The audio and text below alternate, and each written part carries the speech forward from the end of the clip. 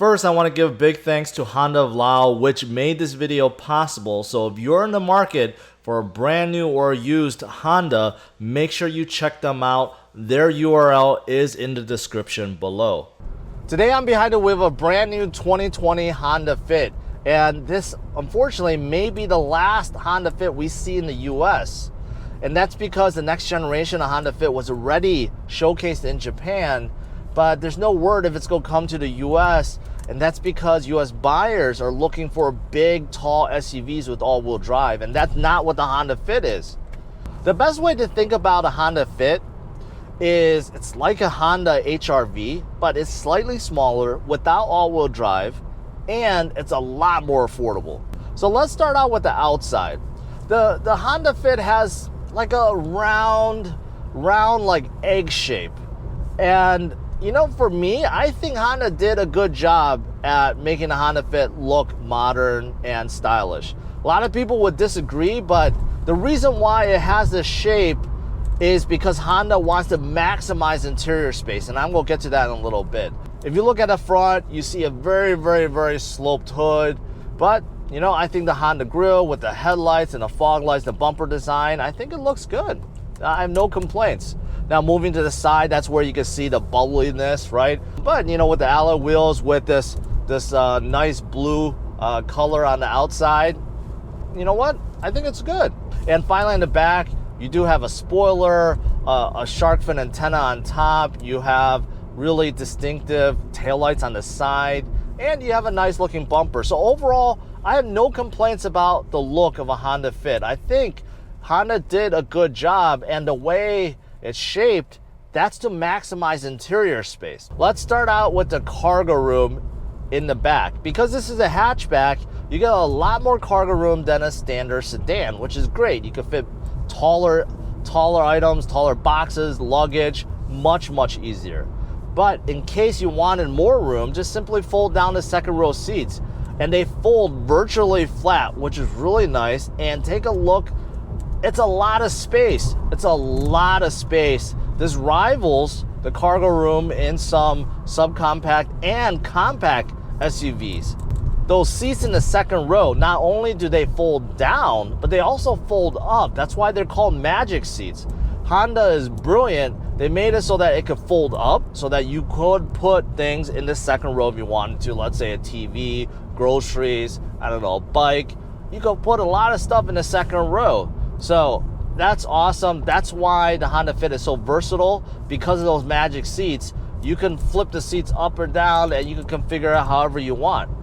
Now, because this is the EX trim, you don't get leather in here, and that's fine. I think most buyers in a Honda Fit is not going to be opting for leather. The cloth in here looks okay. They feel good, and you know what? I think the seats are pretty comfortable. But take a look at how much room I have. I'm 5'10", and I still have about 3 to 4 inches of leg room, and same with headroom. I feel it's good. It's not cramped. And same thing up front.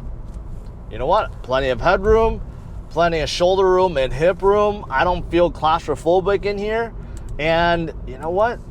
The interior space of a Honda Fit is really amazing. It's really like you're driving a clown car, right? Like one of those clown cars that has a million clowns that could pop out.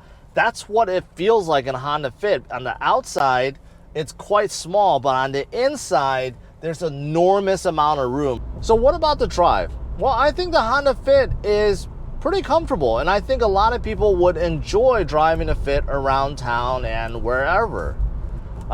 It definitely feels like a nimble car. Because this is a smaller car, even though there's a lot of interior space, it's light, it's not very wide, and it just feels nimble. What helps make you feel like this Honda Fit is nimble is mostly from the steering. Now, the steering wheel itself is good looking. It's not leather wrapped, but it feels okay. This vinyl feels okay. And you know what? I like the look. I think it has a good modern look, but the steering itself feels great. It has a decent weight, yet it feels light and nimble, and it's very precise. Like just a little movement like this in the steering wheel, I can feel in the Fit. So there's really no play. And I think that's the reason why the fit actually feels really nimble, mostly from the steering, and I think it matches the car really well. Now, in terms of driving position, I think it's good. You have a very, very, very large windshield, especially in a car like this, a very large windshield. And same thing, all the windows are very big. The door panels are not high. The windows are very tall because of how high the roof is. So windshield, side windows, back window, all massive, which gives you a really good view, really good visibility. And because of it, the driving position is nice too. This is not one of those cars where you're sitting inside, right? You're sitting above it all. And it kind of simulates a little bit that you're in like a taller riding SUV. And because of how large these windows are, there's virtually no blind spot. There's even a small little quarter window back there, but still, there's basically no blind spot at all. And plus, on this Honda Fit, there is a camera system still that's under the passenger mirror. So when you turn right, it'll display what's in your blind spot in this little 7-inch screen. Now, in terms of suspension, it's okay. I feel a little bit more bumpiness in here compared to some of the other Honda models, but still quite comfortable. But the bigger imperfections and potholes, you're definitely gonna feel it. And in terms of wind noise, cabin noise, a little bit louder, still adequate, but I do hear a little bit more just overall in general from the road, from cars passing by. Not so much wind noise, but just overall noise level is a little bit higher. As I'm coming to a stop, the brakes feel normal like most Hondas. Not stiff, not mushy. It catches when you expect it to, so it's good. Now, in terms of the engine, it's a little bit loud when you're accelerating. Like right now, you know, slow acceleration, it's a little bit loud. You could definitely hear it. Now, this engine is a 1.5 liter natural aspirated engine that is pushing out 128 horsepower. So a little bit less than the HRV. Now, in terms of acceleration, I'm gonna test it in a little bit, but I feel right now with my butt dyno that it feels slightly faster than the HRV, even though HRV has 10 more horsepower, and that's because this weighs significantly less. Now, this engine is mated to a CVT on the EX, EXL. The CVT is standard. Now, if you get a lower trim, you can opt for 6-speed manual, which I haven't tested, but I heard it's actually pretty good. So later on, hopefully I could test out a manual version, a 6-speed manual version of the Fit and see how it compares. But the CVT in here is really good. Can't really tell. It kind of simulates the shifts, and if I didn't tell you a CVT and you just took a test drive, it's really hard to tell that it's not automatic. Honda has really perfected their CVTs. So what are some of the features that you get in this Honda Fit EX? Well, you get auto headlights, you get fog lights. Inside, you get paddle shifters, surprisingly. Although I don't think it's gonna make any difference whatsoever, but you do get nice looking paddle shifters in here as well. The gauge cluster, pretty standard. You get 2 screens on the side. You get one big speedometer in the middle, tachometer on one side, and you get another screen that displays your fuel and some other various information. You also get a nice 7-inch infotainment screen in here, which supports Apple CarPlay and Android Auto. And these days, it seems like every car supports it, but no, some competitors don't support both. So you get both in here. The screen is pretty standard. You got a couple large buttons. You can scroll left and right, go into settings and so forth. But I actually feel like the resolution is decent and there's not too much lag. Underneath you have climate control. There's no auto, it's a single zone, but it's pretty easy to understand. Now underneath you do have 2 cup holders, some storage space, a USB port and a 12V outlet. And you get another 12V outlet and USB port inside the armrest. Unfortunately though, you don't get any in the second row, which I would prefer Honda just flip the USB port to the outside so that rear passengers at least get one. I think that's more valuable than sticking it inside the armrest. And the last feature you get in here is a regular sunroof, which is nice. It's not panoramic, but you do get something, and it does let a lot of light in. What's also nice is you get Honda sensing, so adaptive cruise control, lane keep system, road departure, warning, and emergency braking. Those are all standard. Honda doesn't charge extra for it. The seats up front, unfortunately, is a little bit stiff. Usually Honda seats are quite comfortable, but I feel like the back is a little bit stiff. The bottom cushion's a little stiff, so if you're gonna be driving around for a long time, for long periods on the highway, you may get some cramps.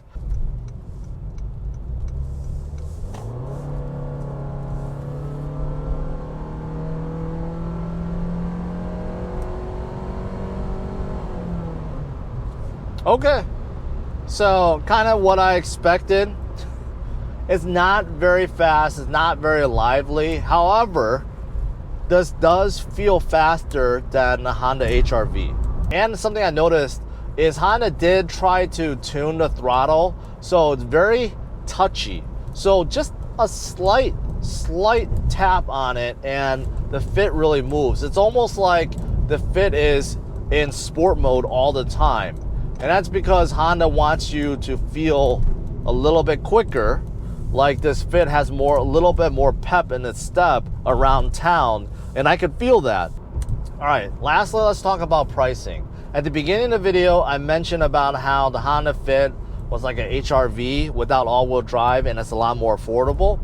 This EX that I'm driving, which is one of the upper trims, it's like a mid-level trim, it's coming in around $20,000, right around $20,000.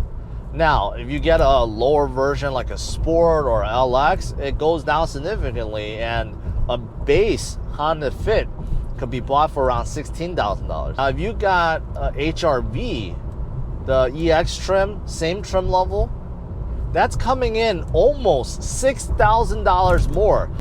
And that is a big difference, which is why I said at the beginning of the video, this is a lot more affordable. To conclude, the Honda Fit is a great hatchback for people who can live without all-wheel drive. The Fit has way more space than you expect on the inside, along with a ton of cargo room, and also versatility due to the Magic seats. Overall drive is also more than adequate for most people. And because it's not an SUV, there isn't a high price tag to go along with the Fit. I'm giving the brand new 2020 Honda Fit a score of 86. To see how it ranks among its peers, check out driversonlyrankings.com. Thanks for watching, hit the like and subscribe to the channel for more reviews, first looks, and news.